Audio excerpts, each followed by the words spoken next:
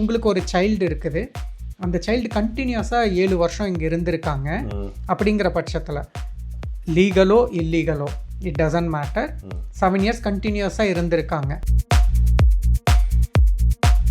ரூலே வந்து பார்த்தீங்கன்னா எப்படின்னா, கோர்ட் ஜட்ஜ்மெண்ட்டு ஒரு சுப்ரீம் கோர்ட் கேஸும் ப்ளஸ் ஹைகோர்ட்டு டெசிஷன் பேஸ் பண்ணி தான் இது வந்திருக்கு. எம்ஏ பாகிஸ்தான் அண்ட் கேஓ நைஜீரியாங்கிற இதை தான். அதாவது ஒரு இப்போ ரெஃப்யூசல் டைமில் இப்போ ரெஃப்யூஸ் ஆகிடுச்சு, திருப்பி ரீஅப்பீல் டைமில் என்ன நடக்கும்? 1 இயர் வந்து அவங்களால ட்ராவல் பண்ண முடியாது இப்போது. ஆனால் அவங்களுக்கு கண்டினியூஸ் ஸ்டே வந்து ப்ரீவியஸ் இது செக்ஷன் 3C. ஏதாச்சும் genuine reason people should know எதனால ரெஃப்யூஸ் ஆகிடுச்சு. அதாவது அவங்க சொல்கிறது இப்போ வந்து இதுதான் மோஸ்ட் இம்பார்ட்டன்ட் திங். எகெயின் இது வந்து நிறையா பேர் வந்து அவங்களே பண்ணுறாங்க. ஏன்னா 7 இயர் சைல்டுஹுட்டில் பார்த்தீங்கன்னா முக்கால்வாசி இப்போ நீங்கள் சொன்னீங்களா 153ல் 3 கேசஸ் இருக்குது, அது என்ன கேஸ்? சைல்டு வந்து 7 வருஷம் இருந்ததுக்கான எல்லா ப்ரூஃபும் நீங்கள் வந்து வைக்கணும்.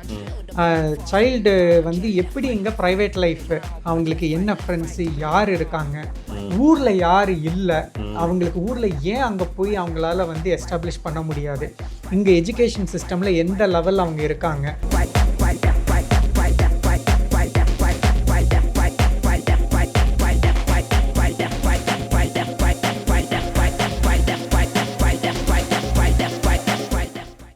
எல்லாருக்கும் வணக்கம். இது உங்கள் லண்டன் தமிழ். நீங்களாம் எப்படிங்கன்னா சூப்பராக இருக்க. நாங்கள் சொன்ன மாதிரியே இப்போ அந்த ப்ராமிஸ்க்கு ஏற்ற மாதிரி 7 இயர் சைல்ட்ஹுட்டை நம்ம அடித்து துவைச்சி நிறைய டைம் செஞ்சிட்டோம். ஆனாலும் ஸ்டில் நம்ம அதை சொல்லிகிட்டே இருக்கோம், ஏன்னா நிறைய பேருக்கு தெரிய மாட்டேது. ஸோ திருப்பி வந்து இந்த எபிசோட ஆரம்பிக்கிறது ஒரு குட்டி இன்ட்ரோடக்ஷனு. பக்கத்தில் உட்காந்துருக்க வந்து senior immigration lawyer, one of the leading senior immigration lawyer mister Badri Bala Venkatesan. வணக்கம். வணக்கம் சார். www.ufvisas.com. நீங்கள் அங்கே ஆன்லைன் போனீங்கன்னா ஃபுல்லாக அவங்களோட இன்ஃபர்மேஷன் எல்லாமே நீங்கள் பார்த்துக்கலாம், அவங்களுக்கு காண்டாக்ட் பண்ணுறது எல்லாமே பண்ணலாம். So more than 6,000 successful cases இது வரைக்கும், 18+ years of experience in immigration and பார்த்தீங்கன்னா IAAM வாங்க இமிக்ரேஷனை பொறுத்த வரைக்கும் அதில் லெவல் 3 முடிச்சிருக்காரு அந்த சர்டிஃபிகேஷனில். அதனால் வந்து ஒரு இமிக்ரேஷன் கேஸ்க்காக இவர் வந்து உங்களை போய் ரெப்ரசன்ட் பண்ணலாம் இதில் கோர்ட்டில், UK கோர்ட்டில். So super. ஸோ நம்ம இப்போ வந்து இதை பற்றி போயிடுவோம். கண்டிப்பாக. சரியா? இப்போது 7 இயர் சைல்ட்ஹுட் என்னங்கிறது டேரெக்டாக சொல்லிடுறேன். இந்த நம்ம முன்னாடி பேசின அந்த FLR-FP ரூட்டில் இது one of the category. First வந்து என்னன்னா, child should be under the age of 18. Okay. அப்புறம் சைல்டு வந்து should have spent 7 years continuously in the UK. ஓகேயா? அடுத்தது வந்து இதை வந்து PL 3.1ங்கிற appendix private life immigration rules கிட்ட வருது. 3.1A என்ன சொல்லுது, the applicant must have been continuously resident in the UK for at least 7 years. இந்த கண்டினியூஸ் ரெசிடென்ட்னா அவங்களுக்கு பிரேக்கு வந்து மோர் தென் 180 days இருக்கக்கூடாது. And which is 6 months. கண்டினியூஸாக 7 years இருக்கணும். அது 3.1B. The decision maker must be satisfied that it would not be reasonable to expect the applicant to leave the UK. இதுதான் most important. இப்போது இந்த பேசிஸில் தான் வந்து ஹோம் ஆஃபீஸ் இப்போக்குள்ளார நிறைய அப்ளிகேஷன்ஸை ரெஃப்யூஸ் பண்ணிகிட்ருக்காங்க. பட் அந்த இதையும் பார்த்துருவோம். இப்போ யார் அப்ளை பண்ணலான்னு, இப்போ உங்களுக்கு ஒரு சைல்டு இருக்குது, அந்த சைல்டு கண்டினியூஸாக 7 வருஷம் இங்கே இருந்திருக்காங்க அப்படிங்கிற பட்சத்தில் லீகலோ இல்லீகலோ இட் டசன்ட் மேட்டர், 7 இயர்ஸ் கண்டினியூஸாக இருந்திருக்காங்க. அதுக்காக நம்ம வந்து இல்லீகலாக இருக்கணுங்கிறத நம்ம சொல்லலை, அது தப்பு. இல்லீகலாக இருந்தீங்கன்னா நீங்கள் டிபோர்ட் செய்யப்படுவீங்க, நிறையா ரெஸ்ட்ரிக்ஷன்ஸ் இருக்குது, திரும்ப வர முடியாது, பேன் ஆகும். ஓகே. பட் ஒருவேளை இருந்துட்டாங்க அப்படிங்கிற பட்சத்தில் அவங்க இந்த ரூட்டில் வந்து எடுத்துகிட்டு போகலாம். அதாவது சைல்டு வந்து 7 இயர்ஸ் இருக்கணும். இந்த செகண்ட் பாயிண்ட் இருக்குது பாருங்கள், கேஸ் ஒர்க்கர் மஸ்ட் பி சாட்டிஸ்ஃபைடுன்னு. இதுதான். அதாவது இப்போ ஹோம் ஆஃபீஸ் வந்து சில அப்ளிகேஷன்ஸு ரெஃப்யூஸ் பண்ணுறாங்க. சிலங்கிறதோட நிறைய அப்ளிகேஷன்ஸ் இப்போ ரெஃப்யூஸ் பண்ணுறாங்க. எதுக்காகனா, சைல்டு வந்து யங்கு, 10 வயசு தான் இருக்குது, 9 வயசு தான் இருக்குது. Child can go back to India, Pakistan, Bangladesh and start the life over. we understand there will be a minor disruption in the child's life but not major னு சொல்கிறாங்க. ஆனால் இது வந்து தப்பு. இந்த ரூலே வந்து பார்த்திங்கன்னா எப்படின்னா, கோர்ட் ஜட்ஜ்மெண்ட்டு ஒரு சுப்ரீம் கோர்ட் கேஸும் ப்ளஸ் ஹைகோர்ட்டு டெசிஷன் பேஸ் பண்ணி தான் இது வந்திருக்கு. எம்ஏ பாகிஸ்தான் அண்ட் கேஓ நைஜீரியாங்கிற இதை தான். அதாவது ஒரு சைல்டு 7 இயர்ஸ் இங்கே லைஃப் ஸ்பெண்ட் பண்ணிருச்சுனாவே அந்த சைல்டுக்கு ப்ரைவேட் லைஃப் வந்து எஸ்டாப்ளிஷ் ஆகிருச்சு. அதை ரிமூவ் பண்ணோம்னா அது சைல்டோட ஃப்யூச்சரு, சைல்டோட லைஃபு வந்து நிறையா டிஸ்ரப்ட் பண்ணும், சைல்டோட வெல்பீயிங்கு வந்து டிஸ்டர்ப் ஆகும். So section 55 the best interest of the child வந்து should remain in the UK அப்படிங்கிறது தான். இப்போ ரெஃப்யூஸ் ஆகுதுல அந்த கேஸ் எல்லாம் என்னென்னா நாங்கள் அப்பீல் பண்ணிகிட்ருக்கோம். ரெஃப்யூஸெல்லாம் சோஃபார் வி ஹாவ், ஸோ இந்த பர்டிகுலர் இதில் வந்து சோஃபார் டச்வுட் எல்லாமே சக்ஸஸாக தான் ஆகிட்டுருக்கு கோர்ட்டில். ஏன்னா மேற்கொண்டு ஒரு பெரிய இதுக்கான ஒரு பிரசிடெண்ட் அங்கே இருக்கிறதுனால, உங்களுக்கு ஒரு இதுக்காக ஒரு கேஸ்லாம் இருக்கிறதுனால அவங்க வந்து ப்ரூவ் பண்ணிகிட்ருக்காங்க. பட் இதில் ரெஃப்யூஸ் ஆகுமானா ரெஃப்யூஸ் ஆகிறதுக்கு வாய்ப்பு இருக்குது கோர்ட்லேயும். But chances are very very slim. ஏன்னா அது வந்து இமிக்ரேஷன் ரூல்ஸ்லேயே பண்ணியிருக்காங்க. இப்போ ரெஃப்யூசல் டைமில் இப்போ ரெஃப்யூஸ் ஆகிடுச்சு, திருப்பி ரீஅப்பீல் டைமில் என்ன நடக்கும்? 1 இயர் வந்து அவங்களால ட்ராவல் பண்ண முடியாது இப்போது. ஆனால் அவங்களுக்கு கண்டினியூஸ் ஸ்டே வந்து ப்ரீவியஸ் இது செக்ஷன் 3C இன்டாக்டில் இருக்கும். அப்போனா அவங்க வந்து ஃபுல் டைம் ஒர்க் பண்ணலாம், அவங்களுக்கு ப்ரீவியஸ் கண்டிஷனில் இருக்குதுன்னா படிக்கலாம் குழந்தைங்க, அதெல்லாம் எந்த பாதிப்பும் வராது. அந்த டைமில் ட்ராவல் பண்ணக்கூடாது, ட்ராவல் எங்கேயுமே ட்ராவல் பண்ண முடியாது. Outside the UK, inside UK எங்கே வேணாலும் ட்ராவல் பண்ணலாம். சரியா? ஆமாம். பட் நாங்கள் லாஸ்ட் இயர் வந்து 153 கேஸ் பண்ணியிருந்தோம்.